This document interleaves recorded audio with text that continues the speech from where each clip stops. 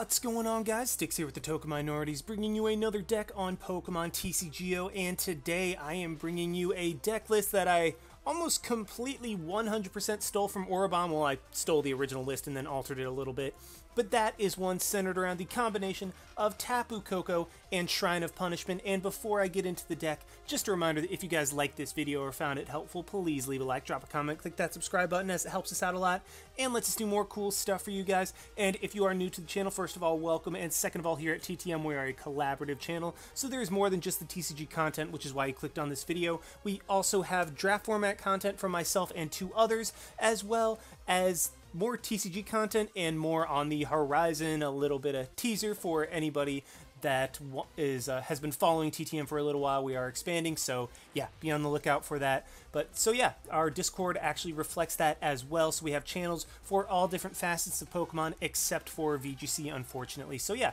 check that out if you are interested.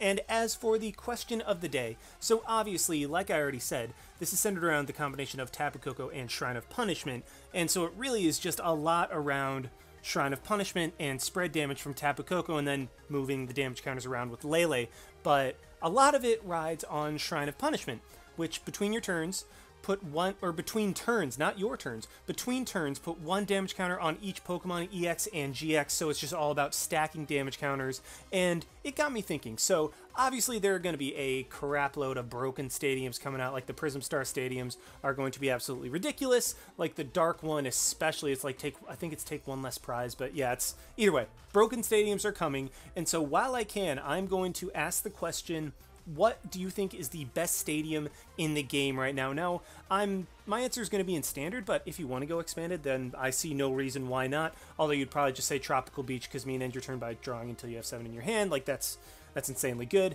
But either way, in the standard format, I think this question could be answered one of two ways. In terms of what is the best card that fits in like every single deck or any given deck, besides obviously GX heavy decks, I think that Shrine of Punishment is the best in terms of it's going to get you use against GX heavy decks, and it is going to get damage onto those things. Even if you're running a GX heavy decks or GX heavy deck, I mean, Shrine of Punishment is a little bit detrimental, but at the same time, I mean, you know what you're getting with Shrine of Punishment, and it is going to do work almost in any given game that you face up against GXs. So I think just the extra damage and a damage counter between turns, not just between your turns, between turns, that's 2 damage counters on every GX as it comes back to you, is insanely strong. So I think Shrine of Punishment is in a vacuum the strongest, but in terms of allowing a deck to function and allowing a deck to be even remotely relevant, I think Ultra Space is the most important stadium for the standard format, because that basically turns Ultra Beast decks. I mean, it's basically an engine for Ultra Beast decks. Like, they don't have to bother running like Fan Club or Apricorn Maker. They can literally just run 4 copies of Ultra Space and be able to search an Ultra Beast on any given turn. Like, it's absolutely insane what you're able to do, what the stadium allows that deck to do. So I think in a vacuum, Shrine of Punishment's the best, but in terms of enabling decks, I think Ultra Space is the most important card for the deck that it is in. So yeah, let me know what you guys think the best stadium is in the current standard format in the comment section down below. Love to hear what your guys' thoughts are. But anyway, onto the deck. Like I said, it's centered around the combination of Tapu Koko and Shrine of Punishment, and like I said before, this deck is all about getting damage on board, and then ultimately, when you have enough damage, using Magical Swap with Lele in order to move damage counters around in order to take really just all 6 prizes in one turn. I mean, you can take prizes throughout the game, but this deck really functions best when you're able to just take advantage of the fact that you are down by playing Counter Energy and then using Lele to Counter Energy and Counter Catcher. Forgot about Counter Catcher, but just using that in order to be able to move around all your damage and just take all your prizes in one fell swoop. It's a very, very cool idea, and I've had a lot of fun testing with this deck. But really, yeah, that's just the whole strategy behind it. Spread around damage, and then you can add a ton of other cards in order to help you out. As for the Pokemon and the numbers that we are running, 1-1 of Oranguru is obviously the Instructor Oranguru for drawing cards, and because this deck is relying exclusively on Special Energy, and unfortunately Special Charge is not in the format. We are using this Oranguru as our method of special energy recursion with resource management. Just be able to put those cards at the bottom of your deck. I mean, you have enough shuffle draw, or cards that shuffle the deck as is, that it really doesn't make a big difference if they're put on the bottom of the deck. So yeah, that's our way of getting back special energy. This Oranguru for drawing 2 Tauros just to kind of sit there. Like if we're in a situation where we can't really put anything up, we don't want to put up a Tapu Koko, our opponent doesn't have enough Mons on board to make it worth it, that type of situation, we can put up Tauros to not only have a GX attack, but to take the hits and be able to rage for a ton of damage. Really, just Tauros is there as a deterrent to keep your opponent from attacking so that you can get more damage on board. Very, very nice addition to this deck. I really do approve of this, and it's come in handy quite a bit. 2 Lele, we only need 2 because we're not really using it for anything more than just 1 turn of moving around damage and taking our big prizes. Like, if you're using more than 1 magical swap with Lele, it's not really the best situation, so running 2 is sufficient, as we do have some recursion as well, so it's not the end of the world if we have to discard a Lele early, as we do have another, or if a Lele gets prized. But 2, because, again, Lele is super critical to the strategy, so you don't want to leave yourself just in a horrible position if you only run 1 and that is prized, just in a situation where you cannot take any prizes. Single copy of Marshadow is just kind of an all-around tech card. It's able to use like Mad Bull GX, it's able to use Flying Flip from Koko, it's able to use Breakthrough from Latios, it's able to use all the different attacks from Mons that are in our discard pile. Just kind of an overall versatile Pokemon. I know that that's Mew, but that's Marshadow in this deck. Single copy of Sudowoodo, so that decks like Zoroark are not able to one-shot Tapu Koko. If you put the Zoroark deck down to 4 bench spots, then it can only hit for a maximum of 100 damage against Tapu Koko, so that is a 2-shot, and that is amazing for us. 3 Tapu Koko, I would be running 4, but really, I just like it. I don't know, I preferred 3. I found myself only needing 3 and liking the extra card for something else, so that's why I decided to only go with 3 Tapu Koko. I tested it, and it seems to work out for me, so yeah, that's what I decided. If you want 4, then by all means. Single copy of Latios as another way to spread around damage. Breakthrough 30 and 30, like if you're up against Buzzwole, slap a choice band onto that Latios, you're hitting the Buzzwole for 120 and then also 30 on the bench, and then that's just a very nice way to rack up damage, hit for big damage, all that good stuff. And then finally 2 Lele, because Lele, even though we're running Shrine of Punishment, is still very good, just be able to get us whatever supporter we need in that situation. As for the items, running a single copy of Counter Catcher, because what this deck does is it gets down early, it gets down on prizes. That way you're able to make use of counter energy to fulfill the attack cost of Lele in particular, and also, I mean, the other 2 energy attackers on the team, or in the deck, sorry, I'm thinking about draft format a little bit. But anyway, the goal is to get down and then make a huge comeback and take all your prizes, so Counter Catcher is a nice way to stall, bring up something that gets hit a little bit harder by like Latios or Koko, that type of thing. Very, very solid. 2 Energy Loto, as we're only running 8 energy in this deck, and whiffing a turn of energy and not being able to attack is insanely detrimental for this deck. So 2 Energy Loto is necessary to guarantee that you will all but guarantee that you have the energy when you need it. For the search options, we have 3 Nest Ball and 4 Ultra Ball, because, I mean, everything in this deck is a basic Pokemon, and we only really need Lele to play straight down from our hand, so Nest Ball is very, very sufficient for getting us the Mons that we want onto our bench, and then Ultra Ball is just the guaranteed, okay, 2 cards, here's what I want, I'm gonna get it. 4 Shrine of Punishment. Actually, I skipped 2 cards. 1 Pal Pad, as cards like Guzma are very, very good in this matchup, to where you might even want more than 4. So being able to Pal Pad that back into the deck, and others as well, very strong, just allow you more options on your given turn. And then only 1 Rescue Stretcher as our method of recursion. Now you have to be very, very smart with how you play the Rescue Stretcher, because if you use it at the wrong time, that could be very horrible, and you want to try to avoid discarding that with like Ultra Ball, just because that's something. Rescue Stretcher is very necessary in this deck, but I couldn't find the room for a second one, and also when I had a second one it was kind of clunky. So basically just play smart, with your 1 Rescue Stretcher and you'll be fine. 4 Shrine of Punishment just to kind of win the Stadium War more often than not. Oops. Just some decks don't run, or not a lot of decks run 4, like Ultra Beast is the only other one that comes to mind at the moment that runs 4. So 4 Shrine of Punishment should all but guarantee that you win the Stadium War. And then as for these supporters, 4/4 of Cynthia and Guzma, that is the line that I like to go with. I mean, it works for me. I really do like it. 3 Acerola to act as pseudo max potions, but say like against Zoroark, they hit us for 100 on our Tapu Koko. We don't want to lose the DCE. We Acerola up the Tapu Koko, play down another one, put the DCE back on, play back down the Tapu Koko. It's just nice to kind of deny prizes, even though we don't have a ton of HP. We have just enough to where, in a lot of cases, our mons have to be 2-hit KO'd, so Acerola is nice for that, as well as energy, as well as saving our energy. 2 Copycat and 2 Judge, just 2/2 of those guys. I know Orabomb likes that, so I just rolled with it, and I seem to liking it as well.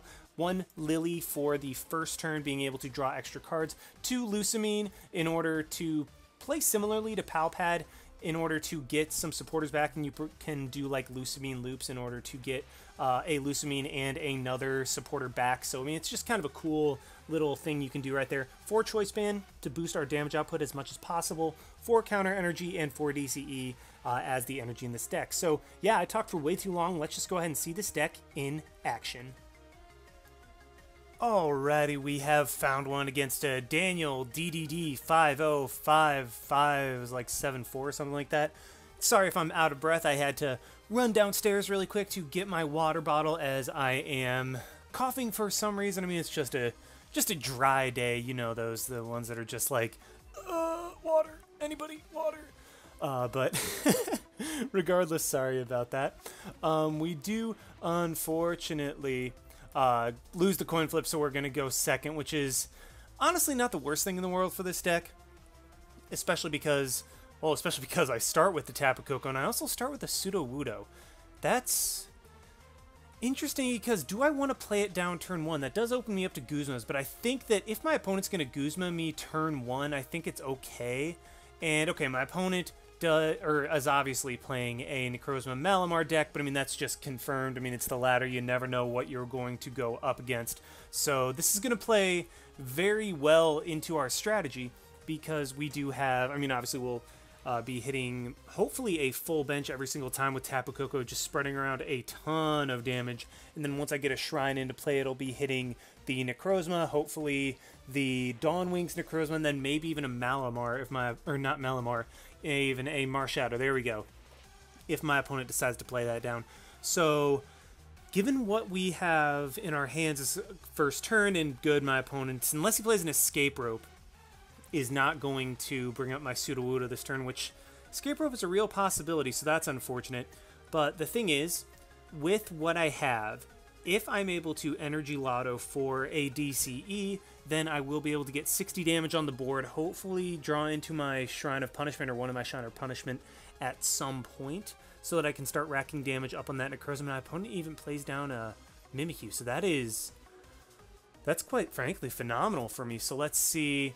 Gonna Mysterious Treasure, and my opponent's getting a very nice setup. Getting, wow, it's gonna be 3 Inkay, a Necrozma, and a Mimikyu all set up turn 1. That's great. Like, that's really ideal for what you would want. I mean, maybe playing down an energy, and I get a Tauros. Not sure I want to play that just yet. So let's go ahead, Nest Ball for a Tapu Koko. Let's see how many DCE are in the deck. All 4. So there's a very good chance that we draw into DCE, or hoping that there's a really good chance of us drawing into a DCE, because if not, there it is. Okay, I was about to say, if not, then that'd be really bad. So we will be able to spread out 20 damage onto all my opponent's Pokemon, and I'm probably just going to Ultra Ball for a Lele. Let's play the DC. Come on, I know I have connection. There we go. Let's Ultra Ball, get rid of the Copycat and the Tauros. I want to save the counter energy for later once my opponent knocks out a Tapu Koko, which is inevitable. And yeah, I would have grabbed probably the Lele or Oranguru, one of the two, just to get extra cards flowing. Probably an Oranguru just for the consistency of the extra cards in the hand. But my opponent actually just concedes, so they must not have had anything in their hand. Or, actually, I mean, like, they had an amazing setup. 3 Inkay turn 1 is phenomenal. So, I mean, they really must have just not had anything in their hand. But, yeah, I mean, that's a win So let's try to find another one, and hopefully one that is actually a game. Alrighty, we have found another one, hopefully a better one against Tibor. I didn't even see what the last name was. I mean, it was Tibor Sandi, I guess that's how you say it. But either way, we are going to, well, let's see how the coin flip goes. We do win the coin flip, and so yes, I would like to go first, even though this deck can potentially attack first turn. I mean, I still prefer the extra turn of setup. I mean, it just makes me feel a little bit more secure in my position on the board. I mean, if I can just get a little bit more, get another turn of Shrine of Punishment, get another turn to potentially get something out of the active spot like the Oranguru, which we see. So this works out decently. Yeah, I don't really like starting with Oranguru. That's much less than ideal. But at the same time, it's not... it's not like horrible game ending or anything like that. Oranguru probably will be just going down at some point. Or I can just start resource managementing from turn 1. I get a Lele. Then this is Koko and Eevee, so I mean it's... We see water, we saw electric. It's like baby Koko Glaceon. So I think I'm just going to go ahead and judge, put my opponent down to 4, and then hope that I draw into something, which I do.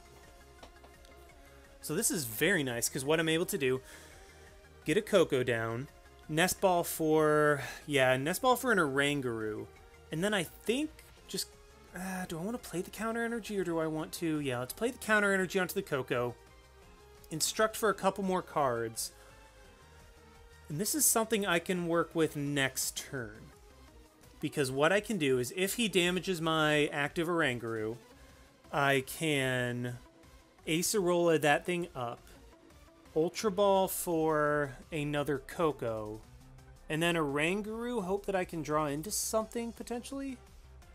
That might be what I have to go for. Or, I mean, just depending on what my opponent does, I could just attack. But we see him bring out the Volcanion. Why? This is...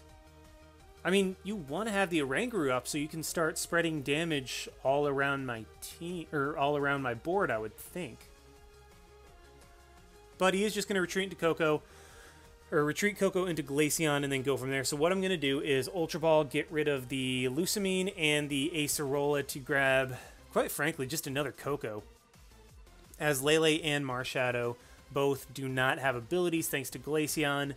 But yeah, let's just go ahead and judge. That is... I actually can't do anything with this already, so let's just end the turn right there. I should have Oranguru into judge, but, I mean, I figured that I'd get something that I could have played down. But either way, I mean, this isn't the end of the world. I have an Acerola. I can Acerola. He can attack into my Oranguru, which is okay. I was going to go ahead and Copycat, which, I mean, hand to 4, that's fine with me. Yeah, put the hand to 4, and then he's going to check. Guys, what's he going to... Really? You're going to let me out of this? Because I definitely would not have. I would have 100% left the Oranguru active, because then you can start sniping down the Kokos, and I have to waste an energy to get it out of the active spot. So I'm going to go into the Koko that has the counter energy on it. And he actually just targets down the Oranguru. I don't know what my opponent is doing right now. Because what I can do is Ultra Ball, get rid of the Counter Catcher, or get rid of the Lele. And do I want to get rid of the Counter Catcher or the Acerola? As much as it pains me to do this, I'm going to get rid of the Acerola for another Koko, just because I think streaming Kokos is what's going to allow me to do something in this game. And now I'm not going to make that same mistake. I'm going to instruct, try to find that DCE so I can attack. And you know what? I could have played the counter energy onto the active Koko, but okay, let's do this. And then I can play it onto the active and attack. But I think I'm actually going to hold on to it. And I know that might seem like a bad play, because now he can... Well, I guess he can't take 2 knockouts. That's fine with me. So now I'm in a position where I'm getting some damage on the... So you know what? This might seem like a bad play, but I really, really want to coax him into not attacking my undamaged Kokos, because I think keeping the undamaged Kokos undamaged, resulting in him having to 2-hit KO those with Glaceon, will be ideal, because, okay, yeah, he does take the bait, knocks out the Oranguru and my Koko, so he did take 2 prizes, which, I mean, I'm not going to lie, is a pretty big deal. But I think the fact that we were able to keep both of our other Kokos undamaged is going to be really, really huge. So, ooh, I even get a Choice Band. This is going to be nice. So, let's Choice Band up this Koko. Yeah, that's fine. And the fact that I have 2 Shrine of Punishments is less than ideal, but okay, let's bring up his Glaceon. I could have brought up his Volcanion, but I want to get that extra 30 damage from Choice Band onto the board. So there we go. We are able to get 130 damage on board that turn with Tapu Koko Flying Flip plus Shrine of Punishment. Then as soon as my opponent counters it, I will be able to counter right back with my own shrines. And the fact that I have both of them in my hands is kind of unfortunate. Ooh, there we go. Field Blower. Please get rid of the shrine so that I can play another one down and potentially get another card with the Oranguru. Yeah, my opponent does get another energy onto his Glaceon, so we will be able to attack, but at the same time, it's not the end of the world, because what I can always do... Wow, really? I don't need this many Shrines of Punishment. Stop it. What I'm actually going to do now, because both Glaceon are powered up, I'm going to bring up the Volcanion, force him to have a way out of that position. Let's instruct, see if I can get like a DCE or something, or another supporter. I get a Latios, which I can work with. I'm going to play it down just because if my opponent manages to... Yeah, if my opponent manages to Guzma up my Koko on the bench and knock out both of these, I don't want to have to put Oranguru active. I'd rather have Latios so that I can still at least keep accumulating damage. And I've got a lot of damage on board right now. Volcanion's weak to lightning, which is very, very beneficial for me. Able to not even need the Choice Band to keep getting 20 damage down. And he plays down a Lele. That is amazing, because now that's going to be something else that I'm going to be able to Shrine of Punishment. And it's less than ideal now, obviously, because he is going to Guzma up this other Koko, so I won't have the ability to spread as much damage around. And he's going to knock out 2 of them to where my opponent's down to 2 prizes, and I have not taken a single prize yet. So, yeah, in that sense, it's not a good situation. But at the same time, I have a ton of damage on board. My opponent is going to continually get more damage on his Glaceons and Lele, to where this could be... Oh, thank the Lord. Okay, so let's Ultra Ball, get rid of both of our shrines. Now we're all out of shrines, so this is pretty significant. Let's grab Lele. Okay, there is a Rescue Stretcher, so I gotta hope that I can draw into that. Let's grab the Lele, because, I mean, I obviously need Lele, otherwise I'm not going to win this game. And then Oranguru, hope that I can draw into, like, a DCE or something, and oh boy, this is great. Let's Energy Loto, hope that I get something. I get the DCE. I want to grab that for Latios, because I want to save the counter energy for my Lele, because, I mean, obviously Lele needs a fairy and a regular as opposed to just a regular, and booyah, this is great. So I can Counter Catcher up the Volcanion to stall for even more time. Because at this point, it's all about just stalling until I can get enough damage on board. So let's go ahead and Rescue Stretcher. I'm actually going to shuffle 3 Kokos back into the deck. Because, I mean, obviously those are my way of potentially winning the game. And let's break through the Volcanion. And I think target down the Lele. As... Yeah, just because, I mean, Lele, I don't want to knock out Glaceon, because those are damage... That's damage that I want to keep on board. I want to keep those there so that potentially I can move around damage counters to where Koko plus Shrine is able to knock them out going into my opponent's turn, so that I am able to get the maximum value out of my Shrine of Punishment and my Koko to where I can win the game. So that's going to be what I'm going for. And yes, luckily my opponent doesn't draw into anything that allows him to get out of that. And ooh, so I have the Cynthia, and I can Ultra Ball to get rid of stuff to guaranteed get a Koko. But what I think I'm going to do is... Yeah, let's Ultra Ball, because I want to get that Koko. I really do. But at the same time, do I want to get rid of my Marshadow and my Cynthia? Or do I want to get rid of an Energy? I think I just want to go ahead and get rid of the Marshadow and the Cynthia, because, in all honesty, what I would be Cynthiaing for is Marshadow, or is Energy. Like, the reason I would be Cynthiaing is because I would want to get Energy, and let's play the Koko down. And I think the optimum play is to actually retreat into Koko, get 120 damage on board. Yeah, because with Koko, I'm getting 120 damage, whereas with Lati, I'd only be getting 60, and I think that might actually be what I need to win the game if I'm able to... if Lele doesn't get knocked out this coming turn. Because that's 170, 140, so his Glaceon, his one Glaceon's already in range. I just need to put 30 damage onto his other Glaceon. And then I think his Lele is now in range too, so uh-oh. Is he Guzma? He's going to Guzma up the Oranguru, which honestly works for me. I mean, I guess he couldn't have knocked out the Lele. But he is just going to target down the Oranguru and the Koko. That is fine, because at this point I win the game. Because all I have to do is, I can Acerola or I can Guzma. I have both of these options. I think I'm just going to go ahead and leave my opponent stranded in the case that I don't happen to draw into anything, like in the case that I have my math wrong. But okay, only 20 left. Yeah, I mean, I have everything I need to win the game, so let's just go ahead and move all the damage off of Volcanion. And obviously, I mean, I can't Koko because I'm using the attack with Lele.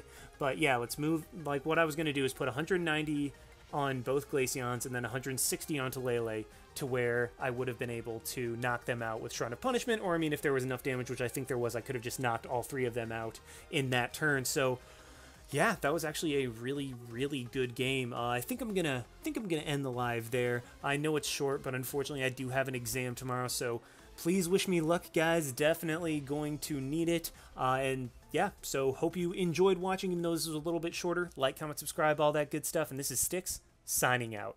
Why not? See you guys.